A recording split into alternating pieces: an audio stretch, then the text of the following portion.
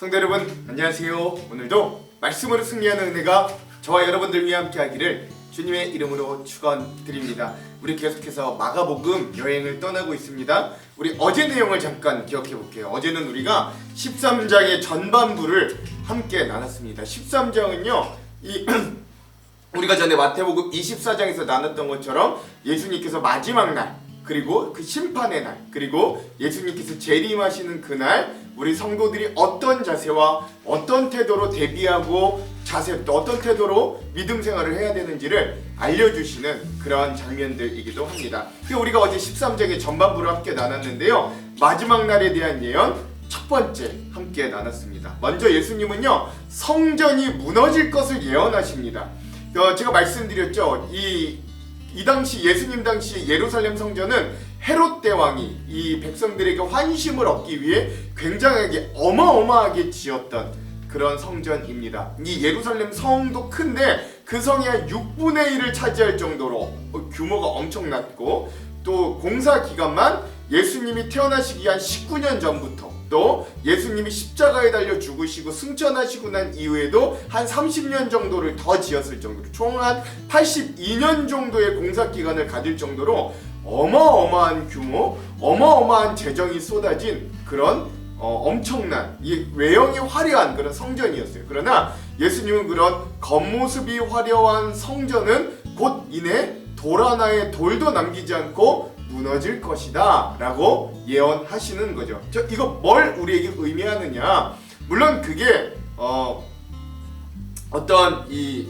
외형을 중요시하는 이 외식하는 그런 믿음의 모습들의 종말을 예언하시기도 하는 거고, 또한 이 예수님께서 내가 저 성전을 무너뜨리고 3일 만에 다시 세우리라 하심으로 자기의 부활, 또 그런 진짜 성전된 의미가 어떤 것인지에 대한 의미를 나누는 것이기도 하지만, 그러나 더 중요한 건 뭐냐면 그런 외형적인 성전, 규모로서의 성전을 대표하는 이 성전 체계, 즉 성도들을 착취하는, 그리고 과거의 두 랩돈마저도 모두 다 뺏어갔어야 했던 이 엄청난 성전의 이 착취 구조에 대해서, 그리고 더 이상 성전은 이제 건물로서가 아니라 우리의 마음, 하나님을 향한 진심이야말로 진짜 성전의 모습임을 우리에게 알려주시는 그런, 그래서 우리에게 또한 경고하시는 그런 장면이 바로 어제 성전이 무너질 것을 예언하셨던 모습이다 라고 하겠습니다. 그리고 두 번째로 살펴봤던 건 마지막 날에 나타날 네 가지 징조에 대해서 함께 나누었죠.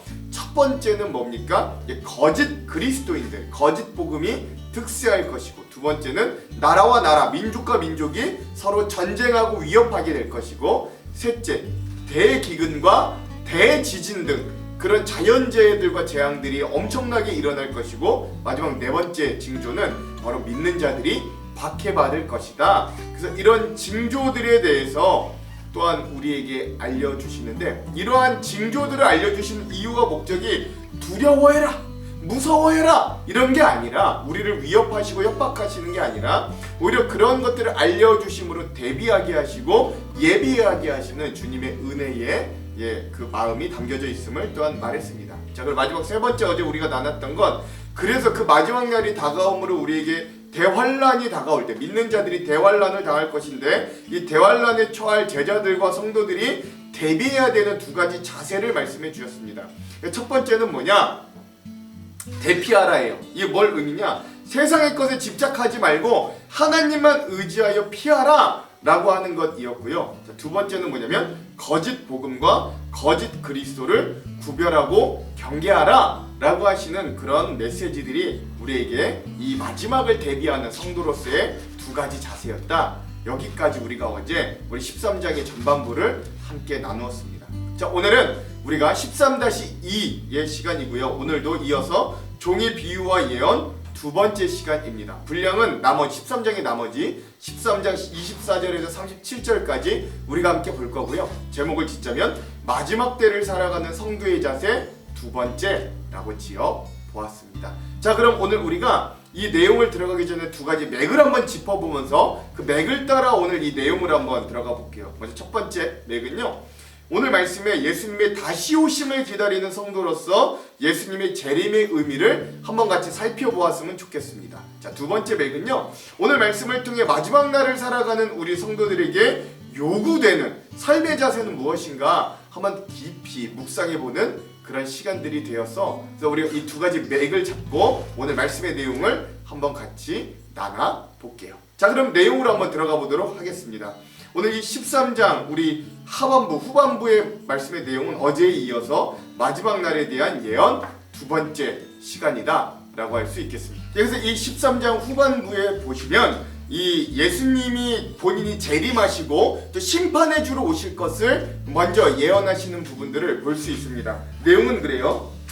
자, 그러나 그 환란이 지난 뒤에 그 날에는 해가 어두워지고 달이 빛을 내지 않고 별들이 하늘에서 떨어지고 하늘의 세력들이 흔들릴 것이다. 그때에 사람들이 인자가 큰 권능과 영광에 쌓여 구름을 타고 오는 것을 볼 것이다. 그때에 그는 천사를 보내어 땅 끝에서 하늘 끝까지 사방에서 선택된 사람들을 모을 것이다 라고 이야기하십니다. 여기에는 이제 두 가지 양상이 벌여지는데요. 첫 번째는 뭐냐, 이 하늘과 이 온 땅과 이런 것들이 이제는 굉장히 질서가 무너지고 대혼돈이 오는 상태를 볼 수 있습니다. 그러면서 예수님께서 재림하실 때는 심판해 주러 오시는 한 양상을 보여주는 거고요. 두 번째는 뭐냐면, 그러나 주님이 심판만 하러 오시는 게 아니라 천사들을 보내어서 땅 끝과 하늘 끝까지 주님의 선택된 사람들, 끝까지 믿음을 지켜 견뎌낸 사람들을 불러 모으시는 그런 구원의 주로도 오시는 이 두 가지 양상의 모습을 오늘 말씀에서 볼 수 있고, 우리 이따 주안점에서 더 깊은 의미들을 한번 나눠 볼게요. 자, 그리고 나서 예수님은 무화과 나무의 교훈으로 또한 이 마지막 때에 대한 비유를 하십니다. 무화과 나무에서 비유를 배워라. 그 가지가 연해지고 잎이 돋으면 너희는 여름이 가까이 온 줄을 안다. 이와 같이 너희도 이런 일들이 일어나는 것을 보거든 인자가 문 앞에 가까이 온 줄 알아라. 내가 진정으로 너희에게 말한다. 이 세대가 끝나기 전에 이 모든 일이 다 일어날 것이다. 하늘과 땅은 없어질지라도 나의 말은 절대로 없어지지 않을 것이다 라고 이야기합니다. 여러분, 이 이스라엘 사람들이 이 무화과 나무가 이 잎이 연해지고 잎이 풍성해지면 이제 우리에게 여름이 왔구나 라는 것들을 알게 되었던 그런 계절을 아는 징조 중에 하나가 바로 이 무화과 나무였대요. 그러니까 그런 무화과 나무에서 배우라라는 거죠. 그러니까 이 마지막 날도 그렇게 우리에게 징조들로 다가올 것이다 라고 하는 것입니다. 근데 중요한 건 뭐냐? 그 징조가 이 세대가 끝나기 전에 다 일어날 것이고, 또 갑자기 뜬금없이 이러한 주님의 말은 결코 영원히 없어지지 않을 것이다 라고 말씀하시는데, 과연 이건 우리에게 어떤 의미들인가? 이것도 주안점에서 우리가 한번 깊이 나눠보도록 할게요. 자, 그럼 오늘 말씀의 세 번째에 이제 마지막으로 주님께서 이 13장의 말씀을 마무리하면서 제자들에게 주시는 어떤 권면입니다. 이게 뭐냐? 종말을 맞이하는 제자들의 자세에 대해서 말씀해 주시는 거예요. 내용은 이래요. 그러나 그날과 그때는 아무도 모른다. 하늘의 천사들도 모르고 나 예수님인 아들도 모르고 오직 아버지만 아신다. 조심하고 깨어있어라. 그때가 언제인지를 너희가 모르기 때문이다. 사정은 여행하는 어떤 사람의 경우와 같은데, 그가 집을 떠날 때에 자기 종들에게 권한을 주어서 각 사람에게 할 일을 맡기고 문지기에게는 깨어있으라고 명령한다. 그러므로 깨어있어라. 집주인이 언제 올는지, 저녁녘일지 한밤중일지 다기울 무렵일지 이른 아침녘일지 너희가 알지 못하기 때문이다. 주인이 갑자기 와서 너희가 잠자고 있는 것을 보게 되는 일이 없도록 하여라. 내가 너희에게 하는 말은 모든 사람에게 하는 말이다. 깨어 있어라 라고 하시는 것입니다. 여러분, 여기서 이제 예수님이 이 마지막 때 종말을 맞이하는 이 제자들의 자세에서 강조하는 반복되는 말이 있습니다. 그게 뭐냐면 깨어 있어라 라고 하는 말이에요. 4번이나 반복하시거든요. 그러므로 이 깨어있으라는 의미는 또한 우리에게 어떤 의미인가도 이따 우리가 주안점에서 한번 같이 나눠보도록 할게요. 자, 오늘 이렇게 우리가 13장의 마지막 후반부, 이 마지막 종말과 재림의 때 우리가 어떤 마음과 태도를 가져야 될지를 알려주시는 주님의 말씀을 함께 나눠보았습니다. 자, 그럼 오늘 이 부분, 우리 13장 후반부에 있는 이 부분의 핵심 구절을 한번 나눠보고 또 우리 주안점으로 들어가 볼게요. 자, 먼저 오늘 이 부분의 핵심 구절은 마가복음 13장 31절에서 33절까지의 말씀입니다. 제가 읽어볼게요. 천지는 없어지겠으나 내 말은 없어지지 아니하리라. 그러나 그날과 그때는 아무도 모르나니 하늘에 있는 천사들도 아들도 모르고 아버지만 아시느니라. 주의하라, 깨어있으라. 그때가 언제인지 알지 못함이라. 아멘. 그렇죠? 그래서 오늘 이 말씀들에서 굉장히 중요한 핵심 구절들이 딱 여기다 모아져 있는데, 그래서 이 31절에서 33절을 오늘 말씀의 핵심 구절로 한번 삼아 보았습니다. 자, 그럼 오늘 이 부분에 대한 주안점 세 가지를 함께 나누고 오늘 말씀을 한번 읽어보도록 할게요. 먼저 첫 번째, 오늘 우리가 읽게 될 이 마가복음 13장의 후반부의 시작은 예수님께서 재림하시는 그날에 일어날 일들에 대한 징조들을 말씀해 주시는 장면입니다. 예수님께서 이 땅에 다시금 오실 때에 일어나는 현상은 크게 두 가지로 나뉘어져요. 먼저 첫 번째 현상은 24절에서 26절입니다. 그때의 그 환란 후 해가 어두워지며 달이 빛을 내지 아니하며 별들이 하늘에서 떨어지며 하늘에 있는 권능들이 흔들리리라.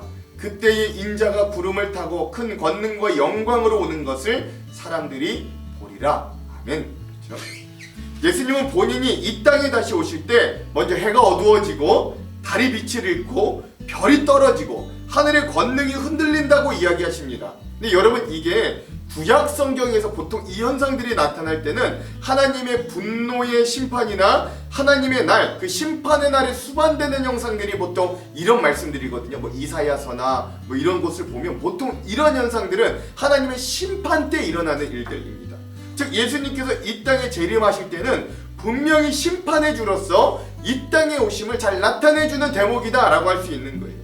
그러므로 그때 예수님은 끝내 하나님께로 돌아오지 않고 회개하지 않는 죄인들에 대한 심판과 분노를 쏟아낼 것이고, 모든 천체들이 피조세계에 밀어닥칠 환란에 마주하게 될 것을 아주 강력하게 말씀하시는 거예요. 그만큼 심판은 굉장히 강력할 거다. 예수님께서 이 땅에 처음 오셨을 때, 초림이라 그러죠. 이 땅에 처음 오셨을 때는 마국간에 어린 아기로 조용하게 아무도 모르게 또한 고난받을 구원자로 오셨지만, 예수님의 재림은 큰 권능과 영광에 쌓여 구름을 타고 온 세상 민족이 다 보게 심판의 주로 오십니다. 믿음을 지키고 복음을 전하며 복음에 합당한 삶을 살았던 성도들은 자신의 이름을 천사들의 나팔 소리와 함께 부를 때 기쁨으로 맞이할 것이고, 예수님을 부인하고 좀 믿지 않고 따르지 않던 사람들은 두려움과 믿지 않았음을 후회하며 땅을 치지만 이미 늦어 영원한 심판을 받게 될 것을 우리에게 알려주고 경고해 주시는 거죠. 그러나 예수님의 재림은 무서운 심판의 의미만 담겨 있지 않습니다. 그 반대되는 두 번째 양상은 또 이래요. 27절. 또 그때에 그가 천사들을 보내어 자기가 택하신 자들을 땅 끝으로부터 하늘 끝까지 사방에서 모으리라. 아멘. 이 말씀은 마치 예전에 이스라엘이 바벨론과 같이 먼저 타지에서 포로 생활을 하다가 그들을 해방시켜 주시고 다시금 고국 이스라엘로 불러주시는 모습을 마치 연상시켜 주시는 거예요. 즉 예수님께서 이 땅에 다시 오실 때 주님을 끝내 거부하고 믿지 않았던 자들에게는 엄청난 심판이 주어질 것이지만, 그러나 오늘 이 본문에 우리 어제 나눴던 것처럼 13절처럼 끝내 견디어 믿음을 지킨 자들에게는 하나님은 다시금 그들을 불러 모아 위로하여 주시고 하나님의 백성으로 영원한 생명을 주실 것을 알려주시는 장면이기도 하죠. 즉 주님의 재림에 대한 약속과 예언의 말씀은 여기 말고도 성경에 자주 그리고 확실하게 기록되어 있습니다. 그러므로 오늘 우리도 예수님의 다시 오심을 믿고 준비하며 살아갈 때 우리가 세상에 소망을 두지 않고 주님의 뜻과 소명을 위해 살아갈 수 있는 거예요. 사도 바울이 그러한 삶을 살았습니다. 디모데후서 4장 8절은 우리에게 그래서 이러한 소망을 줘요. 이제 후로는 나를 위하여 의의 면류관이 예비되었으므로 주 곧 의로운 재판장이 그날에 내게 주실 것이니 내게만 아니라 주의 나타나심을 사모하는 모든 자에게니라. 아멘. 그렇죠. 예수님께서 다시 오실 때 분명 하나님의 백성들, 구원받은 자들을 부르실 겁니다.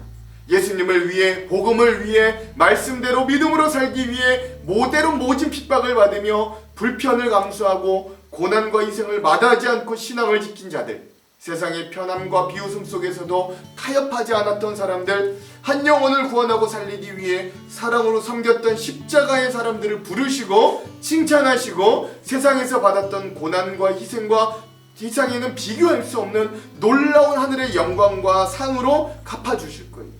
그러므로 오늘 우리도 그런 주님의 재림을 기다리며 살아가는 소망을 가질 수 있는 이 말씀 여행 되기를 간절히 소망합니다. 자, 두 번째, 오늘 말씀에서 우리가 살펴볼 두 번째 주제는 무화과나무 비유를 통해 때를 살피는 지혜를 아는 것이에요.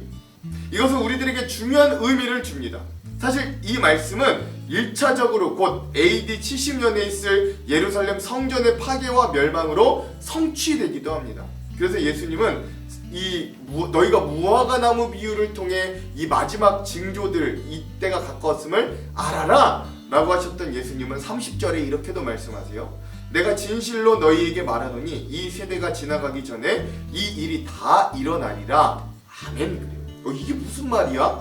예수님이 오시기도 전에, 이 세대가 지나가기 전에 멸망과 심판이 다 이루어진다고? 근데 왜 2000년이 지난 지금까지도 멸망이 없어? 뭐 이렇게 생각할 수 있거든요. 그런데 예수님께서 성전이 무너지고 이 세대가 지나가기 전에 이 일이 다 일어나리라 하셨던 말씀이 모두 역사적으로 성취되었습니다. 그것이 무엇이냐? AD 70년에 타투스 장군이, 로마의 타투스 장군이 와서 예루살렘 성전을 완전히 멸망시켜 버림으로 이러한 멸망의 표징이 이 세대가 일어나기 전에 곧 다 일어났음을 제가 계속 말씀드렸죠. 즉 이런 주님의 말씀이 역사적으로 1차적으로 성취됐던 것 같이 예수님께서 심판의 주를 재림하시는 진짜 마지막 날도 오늘 우리들에게 이루어질 거예요. 그러므로 그 마지막 때를 정확히 모르는 우리들에게 예수님께서는 무화과나무의 비유를 배우라 라고 말씀하시는 거예요.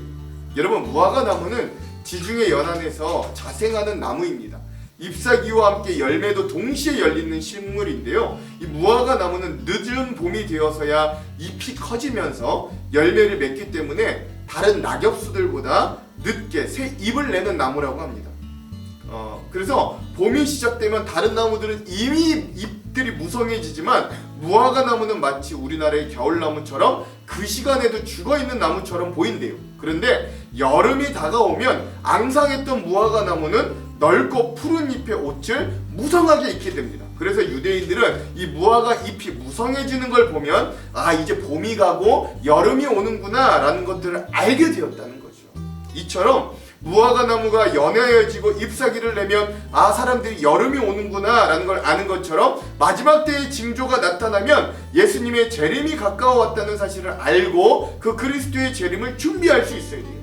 이처럼 때를 분별해야 되는 이유는 우리가 올바른 선택을 하기 위해서이지요.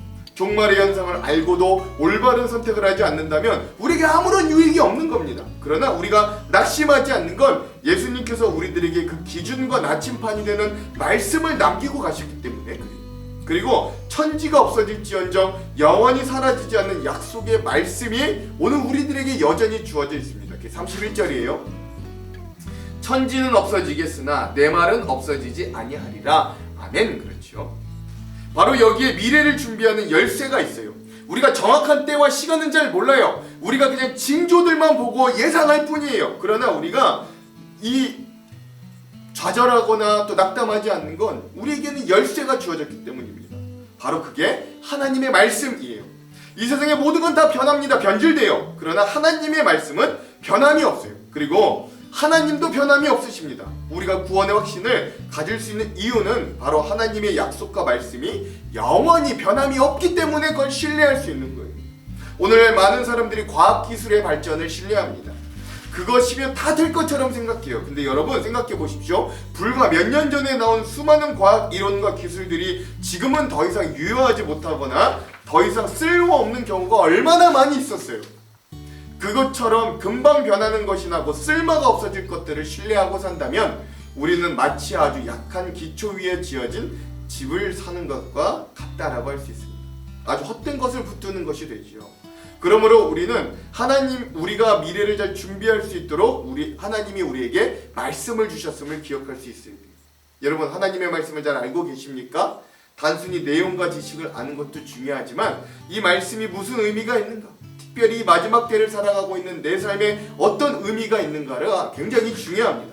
그래서 단순히 성경을 읽고 설교를 듣고 내용이 이거라고만 하면 끝나면 별 소용이 없고, 이것이 과연 나에게 어떤 의미인가를 먼저 깨닫고 이것이 내 삶에 무슨 의미인가를 깨달아야 말씀을 붙들고 그대로 사는 것이 미래를 준비하는 가장 중요한 길이 되는 거예요.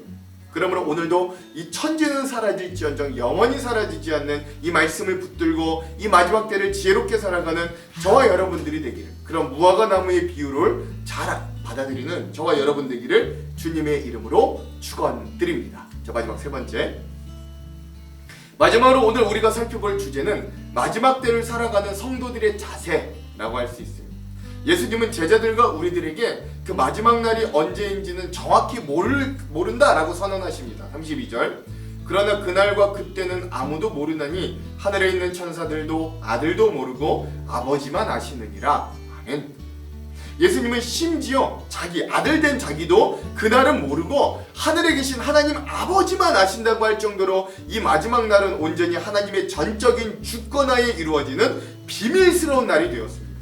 그럼 예수님은 왜 우리들에게 정확한 날짜를 알려주시지 않고 징조를 통해서 대략적으로만 인지하고 스스로 경계하고 준비하라고 하셨을까요? 여기엔 두 가지 이유가 있습니다. 자, 첫 번째, 우리가 정확하게 마지막 때를 알지 못함으로 우리는 극한의 불안함과 두려움에서 벗어나 삶을 살아낼 수 있어요. 사실 우리 인간은 생각보다 연약합니다. 우리가 미리 알고 있으면 잘 준비하고 대비할 것 같지만 사실 우리는 그런 존재가 못 돼요. 만약 우리가 얄팍하게 원하는 대로 마지막 날이 언제인 줄 정말 정확하게 안다면 우리는 기대와 소망 가운데 그날을 잘 기다리기보다 불안과 공포로 하루하루를 두려움으로 보내거나, 아니면 반대로 어차피 마지막이 정해져 있는 인생, 욕망과 탐욕의 끝을 달리며 그 인생을 마구 허비할 가능성이 훨씬 큰 존재들이기 때문에 그렇습니다. 또한 우리들에게 그 정확한 날짜를 알려주시지 않는 두 번째 이유는 그날이 언제 올지 모르기 때문에 항상 그 날에 대한 대비와 준비를 하고 있어야 하는 책임과 숙제도 우리에게 주셨기 때문에, 그러므로 이런 마지막 날들에 대한 징조, 환란의 때 성도의 대처법, 예수님의 재림에 대해 말씀하신 주님은 이제 최종적으로 그 마지막 때를 살아갈 제자들의 자세에 대해서 이렇게 말씀해 주시는 거예요. 그러므로 그 부분이 오늘 본문의 32절에서 37절인데요. 이 짧은 6구절에 깨어있으라는 주님의 명령만 총 4번, 33, 34, 35, 37절에 4번이나 등장합니다. 그러므로 무엇보다 이 마지막 때를 살아갈 성도들과 제자들은 우리 주변에 나타나는 징조들을 예의주시하여 살피고 예수님께서 언제 오실지 모르니 항상 영적으로 깨어있는 자들이 되도록 힘써야 함을 알려주시는 거예요. 우리가 다 잘 아는 찬송가 180장 하나님의 나팔소리, 이 찬양의 3절에 가서는 이렇습니다. 주님 다시 오실 날을 우리 알 수 없으니 항상 기도하고 깨어있어서 기쁨으로 보좌 앞에 우리 나가서도록 그때까지 참고 기다리겠네. 아멘. 그렇죠? 즉 마지막 날을 살아가는 그리스도인들의 자세는 깨어있는 거예요. 여러분, 깨어있다는 것이 어떤 목욕제기하고 깨끗한 옷으로 항상 예배당에 모여 찬송하고 기도하고 그렇게 예수님을 맞을 준비를 하는 그런 종류의 것은 아닐 겁니다. 그렇죠? 더욱이 이단들이 즐겨 말하는 재산과 소유를 팔아 주님께 다 드리고 일상을 버리고 교회 일에만 헌신하라는 의미도 아니에요. 또한 그날을 예측하며 무엇을 하고자 하는 사람들을 선동하는 것도 예수님께서 바라시는 건 아닐 거예요. 오늘 말씀에 따르면 깨어있으라는 말씀은 징조에 따라 때를 알고 그때에 맞게 살라는 의미예요. 이 마지막 때에 깨어있다라는 건 이때에 어울리는 삶을 살라는 것입니다. 이 시기는 세상이 심판을 받아 형벌이 확정된 때이기 때문에 심판받은 것들을 위해 살지 않고 영원히 남아있을 것을 위해 깨어 있어야 하는 거예요. 그렇다면 영원히 남아있을 것이 무엇입니까? 오늘 말씀 31절에 보면 예수님의 말씀은 영원히 없어지지 않는다고 하였어요. 즉 첫 번째, 영원히 사라지지 않을 건 말씀입니다. 또한 두 번째, 고린도전서 13장에 보면 예언도 폐하고 방언도 그치고, 그렇죠? 지식도 폐하여도 사랑은 언제나 떨어지지 않는다. 즉 믿음, 소망, 사랑 이 세 가지는 항상 있을 것인데 그 중에 제일은 사랑이다 라고 말하잖아요. 즉 종합해보면 하나님의 약속이 담긴 하나님의 말씀과 그 말씀을 제대로 알고 받아들여 하나님을 사랑하고 이웃을 사랑하는 삶이야말로 하나님께서 인정하시는 영원에 잇대어 사는 삶, 없어지지 않는 영원의 것을 추구하는 삶이라고 하겠어요. 마태복음 24장 12절에 마지막 날에 대한 징조 중에 이런 구절이 있습니다. 불법이 성함으로 많은 사람의 사랑이 식어지리라 하면 그렇죠. 그러므로 우리는 영원한 말씀에 힘입어 여전히 하나님을 진심으로 사랑하고 우리 교회와 성도와 이웃을 사랑하는 사람들로 설 수 있어야 돼요. 이 마지막 때 하나님께서 예수 그리스도를 통해 우리에게 보이신 것도 결국 사랑입니다. 사람이 친구를 위하여 자기 목숨을 버리면 이보다 큰 사랑이 없다고 하시며 우리를 위해 목숨을 버리셨어요. 그리고 우리도 그와 같이 행하라 말씀하셨습니다. 그러므로 오늘 하루도 우리가 영원히 없어지지 않을 하나님의 말씀을 받아 새로워지고 그 말씀에 순종하여 사랑하며 사는 깨어있는 성도들이 다 되시기를 주님의 이름으로 축원드립니다. 기도할게요. 하나님, 오늘 우리가 이 마지막 때를 살아가는 성도로 온전히 서기를 원합니다. 영원히 사라지지 않을 하나님의 말씀을 붙들고 또 주님이 우리에게 주신 그 사랑을 품고 오늘 우리가 이 마지막 때를 지혜롭게 살아갈 수 있도록 이 말씀 가운데 우리를 깨우쳐 주시옵소서. 그렇게 하실 주님을 기대하며 예수님 이름으로 기도합니다. 아멘. 그럼 사랑하는 성도 여러분, 오늘 하루도 말씀으로 승리하십시오. 사랑하고 축복합니다. 화이팅! 그때 그 환난 후 해가 어두워지며 달이 빛을 내지 아니하며 별들이 하늘에서 떨어지며 하늘에 있는 권능들이 흔들리리라. 그때 인자가 구름을 타고 큰 권능과 영광으로 오는 것을 사람들이 보리라. 또 그때 그가 천사들을 보내어 자기가 택하신 자들을 땅 끝으로부터 하늘 끝까지 사방에서 모으리라. 무화과 나무의 비유를 배우라. 그 가지가 연하여지고 잎사귀를 내면 여름이 가까운 줄 아나니 이와 같이 너희가 이런 일이 일어나는 것을 보거든 인자가 가까이 곧 문 앞에 이른 줄 알라. 내가 진실로 너희에게 말하노니 이 세대가 지나가기 전에 이 일이 다 일어나리라. 천지는 없어지겠으나 내 말은 없어지지 아니하리라. 그러나 그 날과 그때는 아무도 모르나니 하늘에 있는 천사들도 아들도 모르고 아버지만 아시느니라. 주의하라. 깨어 있으라. 그때가 언제인지 알지 못함이라. 가령 사람이 집을 떠나 타국으로 갈 때 그 종들에게 고난을 주어 각각 사물을 맡기며 문지기에게 깨어 있으라 명한과 같으니 그러므로 깨어 있으라. 집주인이 언제 올는지 혹 저물 때에 일는지 밤중에 일는지 다굴 때 일는지 새벽 일는지 너희가 알지 못함이라. 그가 호련히 와서 너희가 자는 것을 보지 않도록 하라. 깨어 있으라. 내가 너희에게 하는 이 말은 모든 사람에게 하는 말이니라.